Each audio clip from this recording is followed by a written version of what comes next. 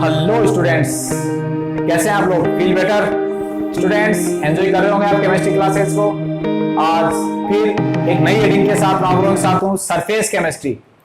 इससे पहले की जो हेडिंग्स काइनेटिक्स और इलेक्ट्रो मैंने आप लोगों के साथ डिस्कस किया है और आप लोगों का रेस्पॉन्स जो मिला है उसको मैं बहुत अच्छा तो नहीं कह सकता, लेकिन कुल मिला के अच्छा रेस्पॉन्स आ रहा है। और इसीलिए मैं फिर एक नई एनर्जी के साथ, नई उमंग और नई जोश के साथ आप लोगों के साथ एक नई हेडिंग के साथ हूं, surface chemistry. Completely theoretical part है बेटा, कंप्लीटली थ्योरेटिकल पोर्शन। इस कंप्लीटली थ्योरेटिकल पोर्शन में आपको आपके बोर्ड एग्जाम में बहुत सारे डिफरेंसेस के क्वेश्चन मिल सकते हैं और डेफिनेशंस के क्वेश्चन मिल सकते हैं और कुछ हेडिंग्स इसमें आएंगी जिनके एप्लीकेशन से रिलेटेड क्वेश्चंस आपको, रीजनिंग टाइप के क्वेश्चन आपको मिल सकते हैं। वो एब्जॉर्प्शंस के एप्लीकेशंस भी हो सकते हैं या कोलोइडल पार्टिकल्स के एप्लीकेशंस पे भी हो सकते हैं। अब मैं आपसे स्टार्ट कर रहा हूं सरफेस केमिस्ट्री। इंट्रो से स्टार्ट करते हैं। सरफेस केमिस्ट्री एक्चुअल में डीलिंग किससे करती है? डीलिंग करती है surface properties of matter. Surface properties of matter, matter की सरफेस प्रॉपर्टी से डिस्कशन जिसमें किया जाएगा। मैटर आपके लिए नया वर्ड नहीं है। Everything having mass and occupy space and exist in three physical states, solid, liquid and gas. Already आप जानते हो, 10th 11th लेवल से पढ़ते आ रहे हो। देन वर्ड आ रहा है इसमें सरफेस, एक नया वर्ड हो सकता है हमारे लिए। सरफेस क्या है? It is the imaginary line और it is the boundary line by which we can differentiate between two bulk phases. दो बल्क फेजेस में डिफरेंशिएट करने वाला जो इमेजिनरी लाइन होती है, जो बाउंड्री लाइन होती है, वो बाउंड्री लाइन क्या होती है बेटा? सरफेस होती है। कैसे हम एक कंपोजिशन ले रहे हैं यहाँ पे, ऑयल एंड वाटर। ऑयल और वाटर का कंपोजिशन आपने देखा होगा, मिक्सर आपने देखा होगा। उसमें ऑयल और वाटर दोनों लिक्विड है, लेकिन दोनों के बीच में एक सेपरेशन होता है। हालांकि उस सेपरेशन को अपन केवल और केवल समझ पा रहे हैं, इमेजिन कर पा रहे हैं कि हाँ यहाँ ऑयल है और ये क्या है, वाटर स्टार्ट हो रहा है दोनों के बीच में। तो वो जो दोनों के बीच में एक थिन लेयर होती है, जो एक बाउंड्री लाइन होती है, उसको अपन सरफेस कहेंगे। सिमिलरली आप ऐसे कंपोजिशन ले सकते हो आइस और वाटर का। आइस और वाटर में भी आप देख रहे हो सॉलिड और लिक्विड है, लेकिन इनके बीच में एक इमेजिनरी लाइन है, जो बाउंड्री लाइन होती है, जिसके थ्रू अपन इन दोनों बल्क फेजेस को क्या कर पा रहे हैं? डिफरेंशिएट कर पा रहे हैं। वो इमेजिनरी लाइन स्टूडेंट्स क्या है? सरफेस होगी। सरफेस को जनरली अपन शो किससे करते हैं? डैश या हाइफन से शो करते हैं, like this, oil and water या ऑयल वाटर, इस टाइप से। तो ये जो डैश या हाइफन आ रहा है, ये डैश या हाइफन किसको शो कर रहा है? सरफेस का सिंबल हो जाएगा। देन वर्ड अपने पास surface properties. Surface properties, all the phenomenon arise on, all the phenomenon arise on the surface of matter। वो जितने भी फिनोमेनन होती हैं, वो सभी घटनाएं जो कहां पे होती हैं, वो सभी फिनोमेनन जो एक पर्टिकुलर मैटर की सरफेस पे होंगी, उनको हम क्या बोलेंगे? सरफेस प्रॉपर्टीज बोलेंगे। सरफेस प्रॉपर्टीज के एग्जांपल में यह हमारा डिस्कशन होगा एडजॉर्प्शन। मीनिंग क्या होगा? अभी नेक्स्ट पॉइंट में ये डिस्कस कर रहा हूं आप लोगों से। सरफेस फिनोमेनन में हमारे पास वर्ड आता है catalysis, the reactions, the chemical reactions complete in presence of catalyst. Type पढ़ेंगे अपन, होमोजीनियस, हेटेरोजीनियस। कैटालिसिस का मीनिंग बताया, लेकिन पूरा डिटेल से भी हमें पढ़ना है। और सिंपली कोरोजन। कोरोजन ऑलरेडी हम इलेक्ट्रो में पढ़ चुके हैं। हालांकि एनसीईआरटी के नए गाइडलाइन के अकॉर्डिंग कोरोजन फिलहाल 2021 के लिए सिलेबस में नहीं है, लेकिन मैं आप लोगों के साथ डिस्कस कर चुका था कोरोजन। कोरोजन एक्टिव मेटल की सरफेस पे सराउंडिंग के एटमॉस्फेयर जो फैक्टर्स होते हैं, मॉइस्चर या गैसेज, उनके साथ रिएक्ट करके वो क्या होता है? कुछ मटेरियल्स, कुछ सब्सटेंस को क्रिएट करता है। जैसे आयरन के ऊपर रस्टिंग, ब्राउन कोटिंग आ जाती है। सिल्वर के ऊपर ब्लैक कोटिंग आ जाती है, सिल्वर सल्फाइड की। या कॉपर के ऊपर क्या होती है? ग्रीन सरफेस आ जाती है, कॉपर कार्बोनेट की। तो ये जो कोटिंग बन रही है उनके ऊपर, एक्टिव मेटल्स के ऊपर, वो केवल सरफेस पे बन रही होती है, वो क्या कहलाता है? कोरोजन ही कहलाता है। स्टूडेंट्स क्लियर है चीज? सरफेस का मीनिंग समझ गए, मैटर का मीनिंग समझ गए, सरफेस प्रॉपर्टीज समझ गए। अब मैं पहले इस चैप्टर को हम टोटल 3 हेडिंग में कंप्लीट करेंगे, एडजॉर्प्शन, कैटालिसिस और तीसरा हेडिंग इसमें पढ़ेंगे अपन कोलॉइड। टोटल 3 हेडिंग्स इस चैप्टर में अपन पढ़ रहे हैं। तो फर्स्ट अपन ले रहे हैं एडजॉर्प्शन को डिफाइन करने से पहले मैं आपको बेटा 11th के एक छोटी सी हेडिंग पे लेके जाना चाहूंगा। हो सकता है कि वो हेडिंग आपको ध्यान नहीं हो, लेकिन एक फिगर जो मैं यहाँ पे बना रहा हूं, वो फिगर देख आपको इजीली याद आएगा कि हेडिंग हमने 11th में स्टेट ऑफ मैटर में डिस्कस की थी। वहां हमने एक लिक्विड को कंसीडर किया था और इस लिक्विड के अंदर हमने 2 पार्टिकल्स कंसीडर किए थे, particle B and particle A. दोनों में क्या डिफरेंस था? Particle B present in the bulk of liquid, जो बल्क इन लिक्विड पूरे बल्क के अंदर है, and that is equally surrounded by the another particles, equally surrounded by the another particles. जितना इसको अपर अट्रैक्टिव फोर्स मिलेगा उतना डाउनवर्ड मिलेगा, जितना लेफ्ट उसको अट्रैक्ट किया जाएगा उतना राइट, इक्वली सराउंडेड है बेटा ये ऑल डायरेक्शन से। Then it feels a balanced force, तो इस पे जो फोर्स लग रहा है वो कैसा फोर्स लग रहा है, बैलेंस्ड फोर्स लग रहा है। क्लियर है? Particle A that present on the surface it feels A imbalanced force, वो फोर्स इस पे एक इम्बैलेंस्ड फोर्स लग रहा है। क्यों लग रहा है उसका रीजन आप समझ पा रहे हो, बिकॉज ये डाउनवर्ड अट्रैक्ट हो रहा है, लेफ्ट और राइट से अट्रैक्ट हो रहा है, और इम्बैलेंस्ड फोर्स क्यों लग रहा है, because there is no particles above it, no particles above it. Particle A के ऊपर अनदर कोई पार्टिकल है, क्योंकि ये सबसे लास्ट लाइन है, बाउंड्री लाइन आ गई है, तो इस पे इम्बैलेंस्ड फोर्स लग रहा है बेटा। अब ये प्रोसेस आपने पढ़ा है, इस प्रोसेस को आपने पढ़ा था किस हेडिंग से, सरफेस टेंशन नाम से पढ़ा था आपने, इसको डिफाइन किया। इस हेडिंग को हमने पढ़ा था सरफेस टेंशन के नाम से। सरफेस टेंशन, जो सरफेस पे एक टेंशन क्रिएट होता है, जो एक प्रेशर क्रिएट होता है, उसकी डायरेक्शन क्या थी, downward. Each particle present on the surface of liquid feels a downward attractive force, therefore the surface of liquid behave as a stretchable membrane. Liquid की जो सरफेस है वो स्ट्रेचेबल मेम्ब्रेन की तरह बिहेव कर रही है, इसको हमने सरफेस टेंशन करके पढ़ा था। अभी मेरा पॉइंट ये नहीं है आप लोगों से, ये ऑलरेडी कर चुका। मेरा पॉइंट है, ये पॉइंट समझ में आया, इम्बैलेंस फोर्स क्यों अप्लाई हो रहा है समझ में आया।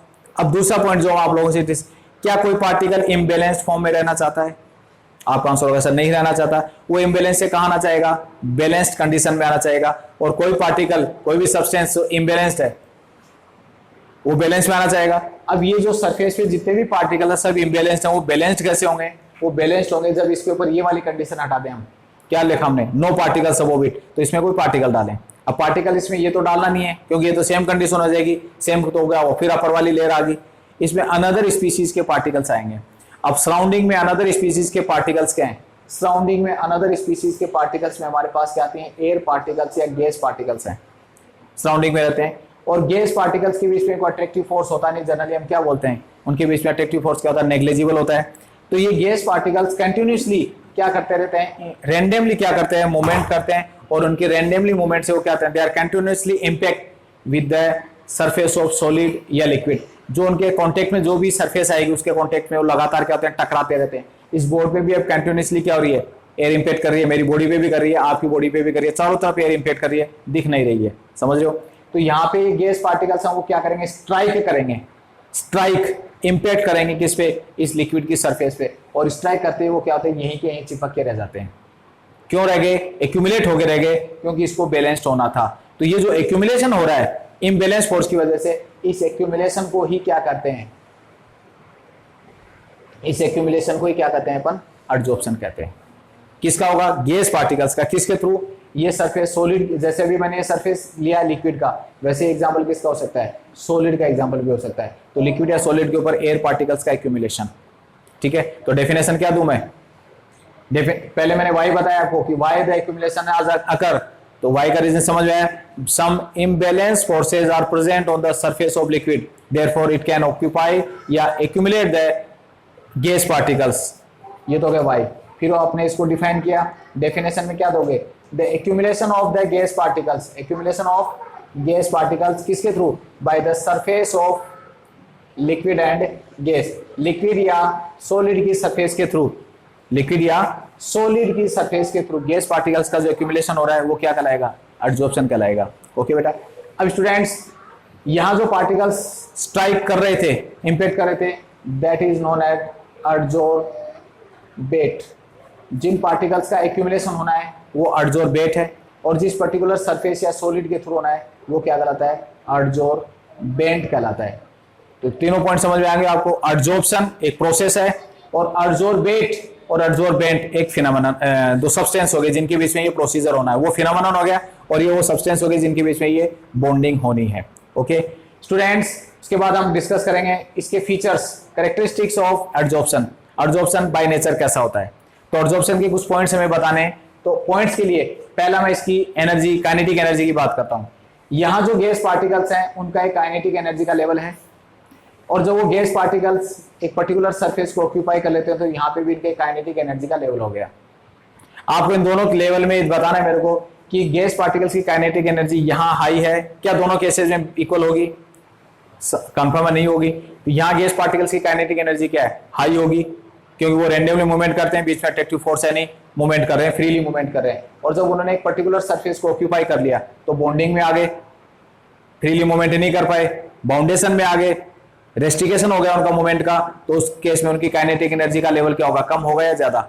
तो काइनेटिक एनर्जी क्या होगी? जैसे वो एक पर्टिकुलर सरफेस को ऑक्यूपाई कर लेते हैं, उनके मूवमेंट में रेस्ट्रिकेशन आ जाता है, तो रेस्ट्रिकेशन के बाद उनकी काइनेटिक एनर्जी क्या हो जाती है? डाउन हो जाती है। तो यहां से जब यहाँ आएंगे तो वो क्या होता है? किस टाइप का नेचर हो गया? कैरेक्टरिस्टिक में पहला पॉइंट हो गया एक्सोथर्मिक, क्योंकि वो हायर एनर्जी लेवल से गैस पार्टिकल्स जब रेंडमली मूवमेंट कर रहे थे एनर्जी लेवल ज्यादा था, और एक पर्टिकुलर स्पेस को एक सरफेस को उन्होंने ऑक्यूपाई कर लिया तो एनर्जी लेवल क्या होगा? उनका डाउन आ गया। ये एक्सोथर्मिक होता है। डेल्टा एक्स की वैल्यू क्या होगी? इसमें नेगेटिव हो जाती है। ठीक है। सेकेंड पॉइंट, सेकेंड फीचर्स क्या है इसका? एंट्रोपी की बात करूं मैं आपको से। एंट्रोपी एक वर्ड आपके लिए नया है, ये नहीं कह सकता मैं, अभी आपको नया लग रहा होगा, 11th आपको थर्मोडायनेमिक्स याद है। एंट्रोपी अपन इसको डेल्टा एस से रिप्रेजेंट करते थे। एंट्रोपी एक्चुअल में होता क्या था? It is the measurement of the disorder of A system. किसी भी सिस्टम में डिसऑर्डर का मेजरमेंट जो किया जा रहा है वो डिसऑर्डर का मेजरमेंट एंट्रोपी टर्म में किया जाता है। और हाईली डिसऑर्डर होने का मतलब क्या है? उसकी एंट्रोपी हाई है। तो गैस पार्टिकल्स यहाँ हाईली डिसऑर्डर्ड है, ये एक पर्टिकुलर सरफेस को जो ऑक्यूपाई करेंगे तो हमें पता है कि वो इस केस में क्या है? डिसऑर्डर है। कौन से? हाईली डिसऑर्डर है। रेंडमली मूवमेंट करें, कोई अट्रैक्टिव फोर्स उनके बीच में है नहीं, लेकिन जब उन्होंने एक सरफेस को ऑक्यूपाई कर लिया तो वो कंपेरेटिवली क्या हो गए? लेस डिसऑर्डर्ड हो गए। ठीक है, उनका डिसऑर्डर कम हो गया यहाँ पे, या यूं कह सकते हो वो कंपेरेटिवली क्या है? ज्यादा ऑर्डर फॉर्म में आ गए, क्योंकि सरफेस को ऑक्यूपाई कर लिए। एक तो आवारा घूम रहे थे वो, और अब उन्होंने क्या कर लिया? एक सरफेस को बाउंड कर लिया। तो उस केस में आपने देखा एंट्रोपी इसकी क्या हो गई? डाउन गई है। तो एंट्रोपी भी क्या होगी? इसकी नेगेटिव हो जाती है। काइनेटिक एनर्जी कम आई नेगेटिव, और एंट्रोपी भी यानी डिसऑर्डर से कहां गए? वो ऑर्डर्ड की तरफ गए, तो ये भी नेगेटिव हो जाती है। थर्ड पॉइंट इसमें हमारे पास क्या आता है? हमें पता है कि जब एक डेल्टा एच और डेल्टा एस क्या होते हैं? नेगेटिव होते हैं। वो प्रोसेस कैसे होते हैं? स्पॉन्टेनियस प्रोसेस होते हैं। ये भी टीडी का पॉइंट है। टीडी थर्मोडायनेमिक्स जो लास्ट ईयर हमने पढ़ा था। स्पॉन्टेनियस प्रोसेस कौन से होते हैं? स्पॉन्टेनियस प्रोसेस हमने पढ़ा था last year, all the self occurring natural process, जो विदाउट किसी एक्सटर्नल एजेंसी या एक्सटर्नल फोर्स के अपने आप होने वाले, विदाउट किसी एक्सटर्नल फोर्स के जो ड्राइविंग फोर्स के जो प्रोसीजर हो जाते हैं वो क्या कहलाते हैं? स्पॉन्टेनियस प्रोसेस कहलाते हैं। तो ये बाय नेचर क्या होगा? स्पॉन्टेनियस हो गया। और लास्ट इसमें फीचर्स बताते हैं डेल्टा जी, गिव्स एनर्जी कैसा होगा? तो डेल्टा जी हमें पता है किस पे डिपेंड करता है? Delta H minus T delta S. ये रिलेशन भी आपने पढ़ा है। ये चारों हेडिंग में कहां से डिस्कस किए आपसे? लास्ट ईयर 11th में थर्मोडायनेमिक्स में पॉइंट्स में आप लोगों से डिस्कस कर चुका हूं, और ये पॉइंट्स आप ऑलरेडी देख सकते हैं। तो यहाँ डेल्टा जी की वैल्यू क्या है? इस इक्वेशन के अकॉर्डिंग डेल्टा जी भी क्या होगा? नेगेटिव हो जाएगा। तो ये क्या हो गए? एब्जॉर्प्शन के कैरेक्टरिस्टिक्स हो गए। क्या क्या? डेल्टा एस, डेल्टा एच और डेल्टा जी, ये तीनों नेगेटिव होंगे, और बाय नेचर वो क्या हो जाएगा? स्पॉन्टेनियस प्रोसेस हो जाएगा। सिंपली आप समझते हैं तीनों टर्म, एड्जॉर्बेट, एड्जॉर्बेंट, एड्जॉर्प्शन, और ये पॉइंट समझ पाए आप लोग। Clear students? अब एड्जॉर्प्शन का एक कॉमन एग्जांपल, जैसे मैंने आपको कोरोजन बताया, आपसे मैंने रस्टिंग बता दिया, कोरोजन बता दिया, आपको एड्जॉर्प्शन बता दिया। एक कॉमन एग्जांपल एड्जॉर्प्शन का, एक कॉमन एग्जांपल और मैं दे सकता हूं। कई बार हम क्या करते हैं बचपन में, जब यदि किसी ने, आप लोगों ने बचपन जिया हो, जैसे हमने तो जिया, हम बचपन में खेलते थे, जैसे स्केल या पेन को हम अपने बालों में रब करते थे। बाल थे उस समय, ओके, अब नहीं है, वो बात अलग है। लेकिन जब बालों में रब करते थे तो अपन उससे पेपर पीसेस को क्या करते थे? स्केल से, पेपर पीसेस स्केल से क्या हो जाते थे? अट्रैक्ट हो जाते थे, चिपक जाते थे। डस्ट पार्टिकल्स भी रबिंग के बाद क्या होते थे? स्केल से या पेन से चिपक जाते थे। वो पॉइंट क्या है? वो भी एड्जॉर्प्शन को शो कर रहा है। ठीक है, मैकेनिकल रबिंग। लेकिन इस पॉइंट को आप जब फिजिक्स में पढ़ते हो तो इसको इलेक्ट्रोस्टैटिक्स पढ़ते हो, लेकिन यहाँ पे वो क्या है? एड्जॉर्प्शन को शो कर रहा है। कंसेप्ट इसमें भी इलेक्ट्रोस्टैटिक्स लग रहा है, लेकिन अभी हमें इलेक्ट्रोस्टैटिक्स नहीं जाना, वो आपका फिजिक्स का मैटर है। लेकिन यहाँ पे वो एक एग्जांपल हो जाएगा, रबिंग के बाद पेन के थ्रू या स्केल के थ्रू डस्ट पार्टिकल्स को, पेपर पीसीज को अट्रैक्ट करना क्या है? एड्जॉर्प्शन का एग्जांपल है। ठीक है, क्योंकि कहाँ पे? केवल सरफेस पे कंप्लीट होगा वो, उसके स्केल के या उसके कंपोजिशन में कोई फर्क नहीं पड़ेगा, सरफेस पे होने वाला फिनोमेनन है। अभी हमने बताया गैस पार्टिकल्स, वो आप सॉलिड टू सॉलिड देख रहे हो, आपको दिख रहा है, इसलिए आप इसको इजीली समझ पा रहे हो इसमें। अब ये जो एड्जॉर्प्शन है बेटा, एड्जॉर्प्शन इस बॉन्डिंग के अकॉर्डिंग, कौन सी बॉन्डिंग? एड्जॉर्बेट और एड्जॉर्बेंट के बीच में जो बॉन्डिंग होती है उस बॉन्डिंग के अकॉर्डिंग अपन इसको दो टाइप से कैटेगराइज करते हैं। फर्स्ट है इसमें हमारे पास फिजिकल एडजॉर्प्शन और नेक्स्ट हमारे पास इसमें second chemical adsorption. In one word इसको हम कीमोजॉर्प्शन भी कह सकते हैं और ये फिजिजॉर्प्शन। इनमें डिफरेंस के क्वेश्चन पता नहीं कितनी बार एग्जाम में पूछे गए, क्या क्या डिफरेंसेस होते हैं इसमें। फर्स्ट पॉइंट, फिजिकल एडजॉर्प्शन में there is a weak van der Waals force, weak van der Waals force present between adsorbate and adsorbent, दोनों के बीच में weak van der Waals force होगा एडजॉर्बेट और एडजॉर्बेंट के बीच में। और there is a strong chemical bond present between adsorbate and adsorbent, adsorbate और एडजॉर्बेंट के बीच में क्या होता है, weak van der Waals bond होता है और यहाँ पे क्या होता है, strong chemical bond. Chemical bond जहां बढ़ा रहे इसका मतलब यहाँ पे या तो इलेक्ट्रॉन की एक्सचेंजिंग हो गई है या शेयरिंग हो गई है, आयनिक बॉन्ड बन गया है या कोवेलेंट बॉन्ड बन गया है। सेकेंड पॉइंट, फिजिकल एडजॉर्प्शन जो होगा बाय नेचर क्या होता है, रिवर्सिबल नेचर का होता है। रिवर्सिबल मतलब पर्टिकुलर सरफेस के ऊपर सॉलिड पार्टिकल्स आ रहे हैं, वापस रिमूव हो रहे हैं, वापस आ रहे हैं, वापस रिमूव हो रहे हैं, ये रिवर्सिबल प्रोसेस है। क्यों है रिवर्सिबल प्रोसेस, क्योंकि बॉन्ड वीक बना था तो इजीली टेम्परेचर या प्रेशर की कोई भी कंडीशन नॉर्मली चेंज हो जाती है तो वापस क्या होते हैं, डिजॉर्ब हो जाते हैं। एडजॉर्ब का ऑपोजिट डिजॉर्ब हो जाते हैं। और यहाँ क्या होता है, ये बाय नेचर क्या होता है, इररिवर्सिबल प्रोसेस होता है। इररिवर्सिबल प्रोसेस, इरिवर्सिबल क्यों होता है, क्योंकि एडजॉर्बेट और एडजॉर्बेट के बीच में क्या बन चुका है, यहाँ पे केमिकल स्ट्रॉन्ग केमिकल बॉन्ड बन चुका है। और स्ट्रॉन्ग केमिकल बॉन्ड बनेगा तो जनरली क्या होता है, टेम्परेचर या प्रेशर या अदर कोई एक्सटर्नल कंडीशंस को नॉर्मली चेंज किया जाए तो वो रिमूव नहीं होता है। इसमें इरिवर्सिबल नेचर का हो गया। फिजिकल एडजॉर्प्शन होता है not specific in nature, not specific in nature, इसका नेचर है वो स्पेसिफिक नहीं होता है। और ये क्या होता है, स्पेसिफिक इन नेचर। मैं कुछ गैसेज ले रहा हूं डिफरेंट, जैसे गैस 1, गैस 2, गैस 3 और कुछ सॉलिड लिए S1, S2, S3। Not specific मतलब जितनी भी गैसेज हैं, गैस 1 है, तीनों सॉलिड पे क्या हो सकती है, एडजॉर्ब हो सकती है। सेकंड नेचर, जिस गैस का नेचर अलग है वो भी तीनों पे एडजॉर्ब हो सकती है। और ऐसे ये गैस भी क्या होती है, तो कोई भी गैस किसी भी पर्टिकुलर सॉलिड की सरफेस से क्या हो सकती है, एक्यूमुलेट हो सकती है। That is not specific in nature. और specific in nature different different gases हमारे पास हैं, अलग अलग सॉलिड हमारे पास है। एक पर्टिकुलर गैस एक पर्टिकुलर सॉलिड पे क्या होगी, एडजॉर्ब होगी, क्योंकि इनके बीच में क्या बना है, केमिकल बॉन्डिंग बना है। और केमिकल बॉन्डिंग के लिए कंडीशंस होती हैं, ऐसा नहीं कि किन्हीं भी दो पार्टिकल्स के बीच में बॉन्ड बन सकता है। तो जैसे हो सकता है कि जैसे ये यहाँ पे एडजॉर्ब हो रही हो, ये यहाँ पे एडजॉर्ब हो रहा हो, ये तो सबके लिए क्या होता है, पर्टिकुलर गैस स्पेसिफिक सॉलिड पे क्या होती है, एडजॉर्ब होती है। ये नेचर होता है नॉट स्पेसिफिक और स्पेसिफिक इन नेचर। अब फोर्थ पॉइंट क्या है, हमने इसको क्या पढ़ा, एक्सोथर्मिक नेचर का पढ़ा। तो इसमें जो डेल्टा एच यानी हीट जो रिलीज हो रही है ना, वो काफी कम हीट रिलीज हो रही है, लगभग 20 to 40 किलो कैलोरी एनर्जी इसमें क्या होती है, रिलीज होती है। बट इसमें क्या होता है, 10 इससे कई टाइम, तो 10 टाइम 200 या 240 to 300 किलो कैलोरी एनर्जी क्या होती है, इससे रिलीज होती है। ये जो फिगर है वो अलग अलग रेफरेंस बुक में, एनसीईआरटी वगैरह में क्या ये पॉइंट्स अलग अलग दे रखे हैं अपने को। नेक्स्ट इसमें डेल्टा एच के बाद ये पॉइंट, ये क्या होता है, मल्टी मोलिकुलर लेयर में होता है, मल्टी मोलिकुलर लेयर। और ये होता है मोनोमोलिकुलर लेयर या यूनिमोलिकुलर लेयर। मल्टी और यूनि का मीनिंग क्या है, देखो बेटा इस चीज को समझिए आप। ये एक पर्टिकुलर सॉलिड की सरफेस है, इस पे फर्स्ट लेयर आ गई गैस पार्टिकल्स की, और इनके बीच में जो बॉन्डिंग बनी वो कौन सी बनी, वैन डर वाल्स फोर्स बना है। अब गैसेस पार्टिकल्स की जो सेकंड लेयर आएगी वो डायरेक्ट सॉलिड के साथ अटैच नहीं है, बट हमें पता है कि ये क्या है, दोनों गैस लेयर के बीच में कौन सी बॉन्डिंग है, वैन डर वाल्स फोर्स ही है।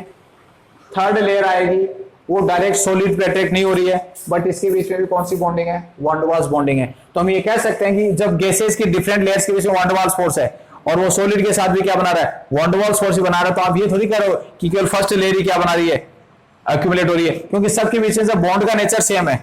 तो हम ये कह सकते हैं कि क्या मल्टी मोलिकुलर लेयर हो गया, यानी सभी लेयर्स क्या हो रही है, एडजॉर्ब हो रही है, क्योंकि बॉन्डिंग तो बदली नहीं ना।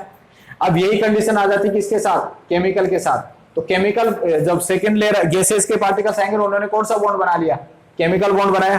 तो फर्स्ट लेयर ने केमिकल बॉन्ड बनाया, but second layer third layer या उसके अपर वाली जो रह रहे हैं वो कौन सी है, वैन डर वाल्स फोर्स बना रहे हैं। तो एक्चुअली में बॉन्ड तो एक्यूमुलेशन तो एक ही लेयर का कंसीडर किया जाएगा ना, क्योंकि केमिकल बॉन्ड तो एक ही बना रही है, बाकी तो क्या ऊपर उसके ऊपर वैन डर वाल्स फोर्स से जुड़ी हुई है। तो जब वनडवाल्स फोर्स बनता है तो वो मल्टीमोलिकुलर्स में आ जाएगा, लेकिन जब केमिकल बॉन्ड बनेगा तो यूनिमोलिकुलर में है, क्योंकि एक ही लेयर तो केमिकल बॉन्ड बनाती है, बाकी अदर्स के बीच में तो कौन सी बॉन्डिंग रहती है, वनडवाल्स फोर्स ही रहता है। नेक्स्ट अपने पास इसमें है टेम्परेचर का बहुत बड़ा एक डिफरेंस है, तो हो सकता है एक क्वेश्चन आपके सीबीएसई बोर्ड में पूछा गया है, केवल और केवल टेम्परेचर के बिहाफ पे केमिकल और फिजिकल एब्जॉर्प्शन का डिफरेंस पूछा गया है। इसको मैं ग्राफिकली आपको बता रहा हूं कैसा चेंज है। ये एक्सोथर्मिक चेंज होते हैं, और एक्सोथर्मिक चेंजेस में क्या होता है, जनरली जब हम टेम्परेचर राइज करते हैं तो वो क्या होगा, डिक्रीज होगा। तो जो फिजिकल एब्जॉर्प्शन होता है वो टेम्परेचर राइज करने पर क्या होता है, डिक्रीज हो जाता है। टेम्परेचर राइज करने पर डिक्रीज हो गया वो, ठीक है, कोई दिक्कत नहीं है, ये हम एक्सप्लेन भी कर सकते हैं, उसका रीजन भी दे सकते हैं। क्या रीजन दे सकते हैं, क्योंकि जितने भी एक्सोथर्मिक चेंजेस होते हैं वो ली चेटेलियर प्रिंसिपल के अकॉर्डिंग इनवर्सली प्रोपोर्शनल होते हैं टेम्परेचर के साथ, एक्सोथर्मिक वाले। तो टेम्परेचर राइज करने पर ये क्या होता है, डिक्रीज हो जाता है। बट केमिकल एब्जॉर्प्शन में क्या होगा, इनिशियली जैसे आपने टेम्परेचर राइज किया वो पहले राइज होगा, देन वो क्या होता है, डिक्रीज होता है। ये क्वेश्चन पूछा जाता है कि केमिकल एब्जॉर्प्शन पहले टेम्परेचर राइज के साथ इंक्रीज हुआ, बिगिनिंग में वो टेम्परेचर राइज के साथ राइज होता है, देन डिक्रीज होता है। तो देन डिक्रीज का रीजन हमें पता है, क्योंकि बाय नेचर एक्सोथर्मिक था। देन डिक्रीज का रीजन हमें पता है, क्योंकि बाय नेचर जो एक्सोथर्मिक होते हैं वो डिक्रीज होते हैं। बट वो बिगिनिंग में इंक्रीज क्यों हुआ, बिगिनिंग में इंक्रीज हुआ, इसका रीजन बता सकते हैं आप लोग। इसमें केमिकल काइनेटिक्स वाला कंसेप्ट काम करता है, क्योंकि हमें पता है कि केमिकल बॉन्ड बनने का मतलब ये क्या होगा, एक तरीके से केमिकल रिएक्शन ही तो हो गई। केमिकल बॉन्ड बनने का मतलब एब्जॉर्प्शन, एब्जॉर्बेट और एब्जॉर्बेंट के बीच में केमिकल बॉन्ड बन रहा है तो केमिकल रिएक्शन होगी। और कोई भी केमिकल रिएक्शंस होती है वो टेम्परेचर राइज के साथ क्या होती है, राइज होती हैं। तो इनिशियली बिगिनिंग में जो हमने टेम्परेचर दिया वो as a rate of reaction, as a activation energy काम करता है, और क्या करता है, एब्जॉर्बेट और एब्जॉर्बेंट के बीच में बॉन्डिंग करता है, केमिकल बॉन्ड बनाने में हेल्प करता है। तो इसलिए वो इनिशियली क्या होगा, इंक्रीज होगा, और देन क्या होगा, डिक्रीज होगा। ये दोनों कारण टेम्परेचर के बिहाफ पे हैं। ओके स्टूडेंट्स, ये आज एक छोटी सी क्लास थी मेरी, सरफेस केमिस्ट्री का इंट्रो, एब्जॉर्प्शन का इंट्रो और एब्जॉर्प्शन के दोनों टाइप्स। कल इसी टॉपिक को हम कंटिन्यू करेंगे। Good luck.